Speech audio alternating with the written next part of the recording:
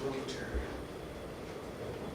Right now, I guess we're supposed to, in our hearts, forgive this clown who's touched our families, taken my child.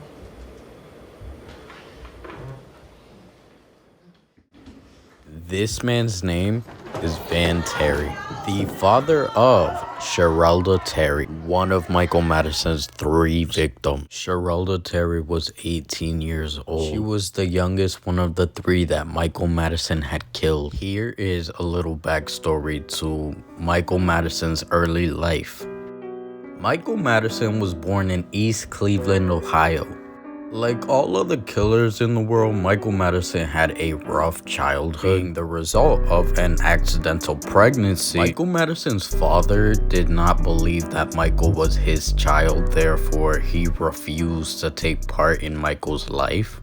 Not only that, but Michael's mother was troubled from her childhood as well, leaving home at a young age and turning to drug and prostitution. Michael Madison grew up with very little social interaction, and that's actually really important, especially for a young kid.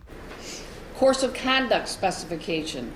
The defendant is also guilty of purposely killing Shatisha Sheely, Angela H. Deskins, and/or Shirellda Terry, as charged in count 2 of the... Michael Madison's mom's name is Diane. I might refer to her as Diane throughout the video. I just want to get rid of any confusion.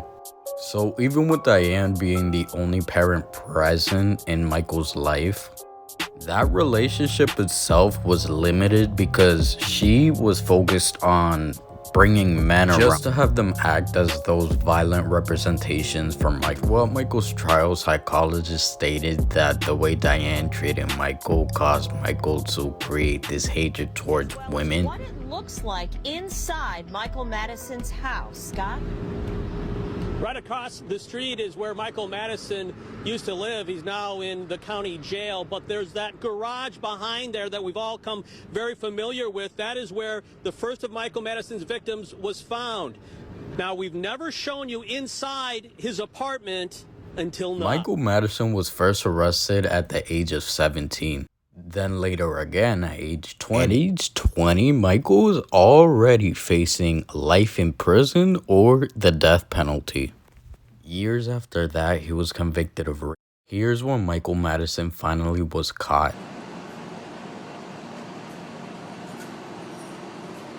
Michael, you got anything to say? Got anything to say to Anthony Sowell? We hear that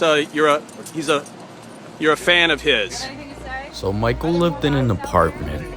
It all started because complaints about a bad smell. A bad smell coming from the property were being reported. That smell was obviously rotting corpses. The first dead body was found laying flat on the ground, and obviously this put Michael in hot water. It didn't take long for authorities to find the other bodies, which were in the same area. Police then made their way to Michael Madison's apartment, and they didn't find Michael, but they found further evidence. Finding that Michael was not in his apartment, authorities headed to Diane's house. They found Michael in Diane's house and they took him in. Michael Madison's bail was set at $6 million. A couple years after his conviction, Michael's mother, Diane, actually ended up getting killed, unfortunately. Diane was stabbed in the same home that her child was arrested in. Not only that, but it was one of her own grandchildren that stabbed her. Some of the most insane people come from East Ohio, I swear.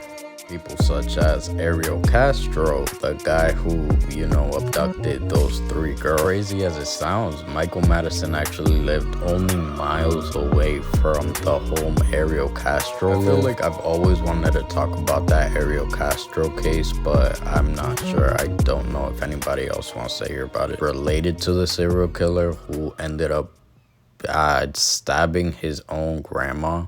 Something else I thought was crazy interesting. I didn't find this for myself, but I saw it in another video. This person said that Madison actually